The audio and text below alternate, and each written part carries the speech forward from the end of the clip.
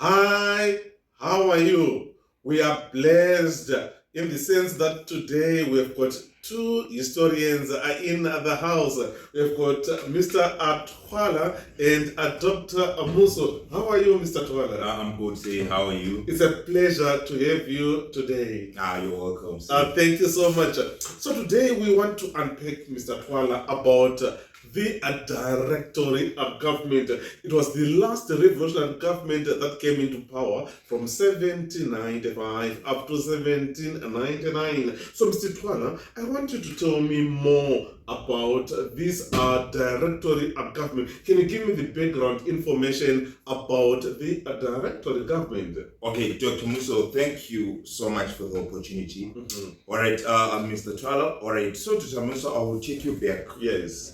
In 1789. Okay. Before the directory. Yes. Remember that directory is another revolutionary government. Yes. So the first government that we see in France was there in 1789 to 1791. This government was called the National Assembly, and it was succeeded by the second revolutionary government known as the Legislative Assembly. Then from there, there's something very important that I should highlight. The third government was a Republican government, yes, known as the National Convention.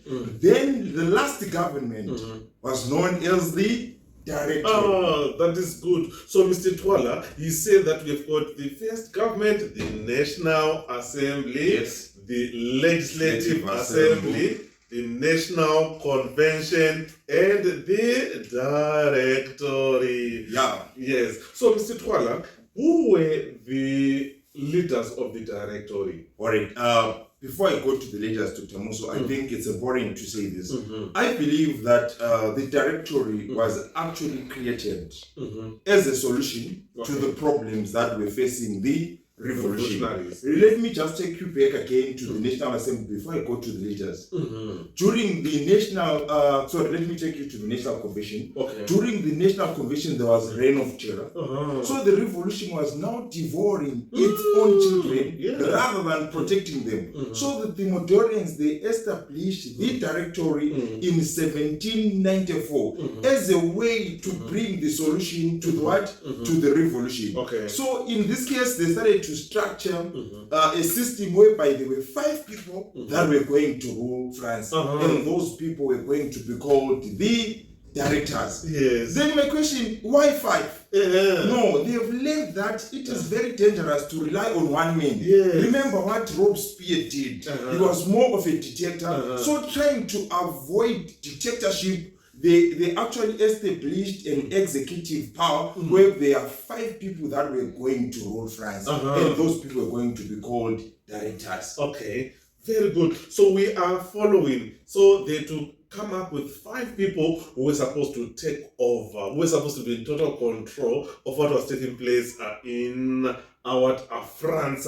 So you have talked about these 5 people. Can you tell us now about the constitution? How did they organize their constitution? Okay, the constitution, they were actually one of the things that this government, it did not depart much from the revolution. Why? Because we see them applying some of the principles of the revolution, like separation of what? Of powers. Like you said, Dr. Muso, the constitution, that was the executive, known as the directorate. 5 directors.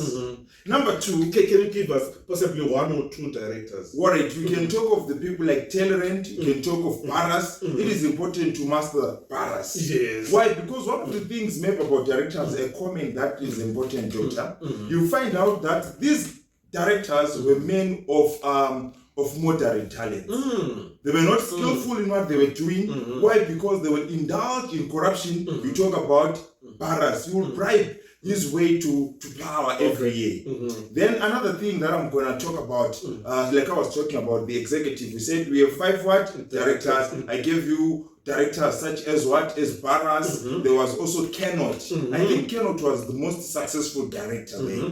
Then after that, the constitution, like I said, on top we had the executive. There was the Council of Elders. The Council of Elders is also known as the Council of 250. It was made of 250 men. And these were elders, more than 45 years in age. So in other words, we are talking of mature people who were yes, making decisions for the country. That on its own we can see there is separation of powers. Exactly. And there is what? The government is getting advices from elderly people. That was, I think that was one of the greatest things. So they acted as senators.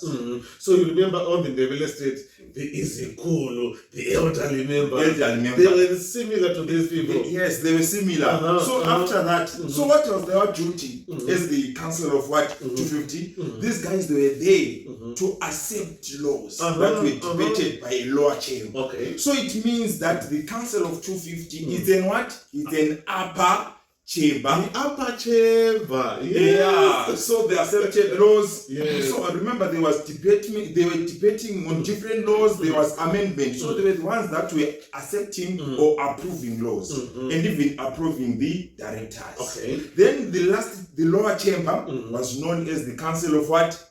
Of 500. And in this council, it was made of men. They were also old, 35 years. That one was 45. This one is how much? 35. 35. So that was the basic structure of the constitution. So one of the lessons that I can share with you, good people, is that number one, this constitution to me was progressive in the sense that there was separation of what? Of powers. And the elections were held each and every year. Yes. So you have heard about the constitution of the directory. So dictatorship and despotism, it was done away because of the constitution that you have explained. So for today, let's end here. Thank you so much on the background information about the directory. Thank you.